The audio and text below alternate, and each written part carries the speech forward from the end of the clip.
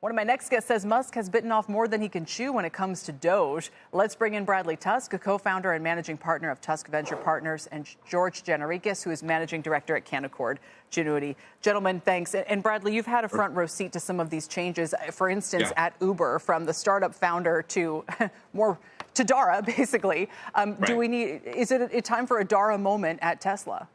Yeah, I mean, I think Elon has to make some choices, right? I kind of get the notion that if you're him and you're thinking, why don't I just keep pushing the envelope, see how much I can do, see how much I can get away with, see how rich and famous I can become. And so I get why he's doing that.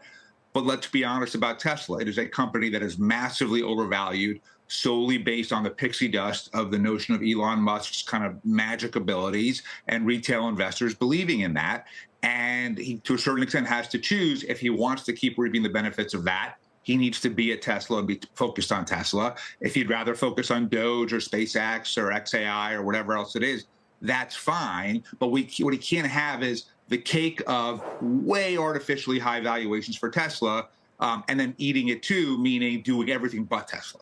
So I'm curious, if, like, as you said, the company is highly reliant on him being the leader and kind of continuing to create shareholder value that way. But given what happened over the past couple of months, people, attacking Teslas, protesting outside of dealerships and whatnot, is it due diligence by the board? Again, they've denied that they did this. As a Wall Street Journal report, they have firmly denied it. But would it not be due diligence by a board in that position to at least ponder whether the CEO should be replaced?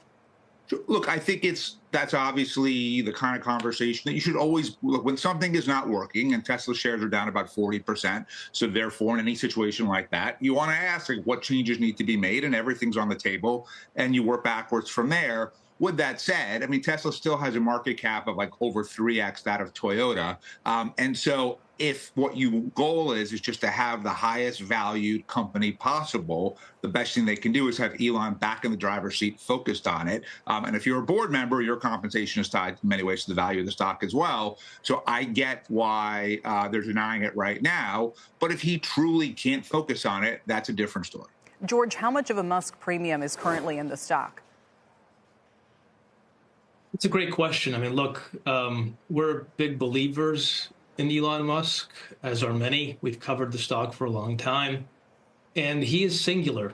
He has been able to take basically a concept of a company and push it towards being the most highly valued automaker.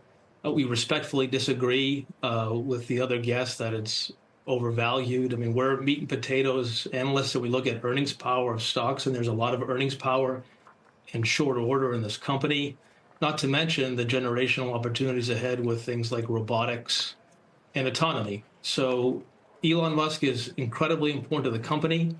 The company's going through a lot of transitions right now in terms of moving to more of an autonomous platform and with other opportunities in robotics. So we think the company needs him, and in our opinion, it would be sad if he left. You have a $303 price target, which is $20 ahead of where we are now. So would you say that Musk is half the value of the company, more, less?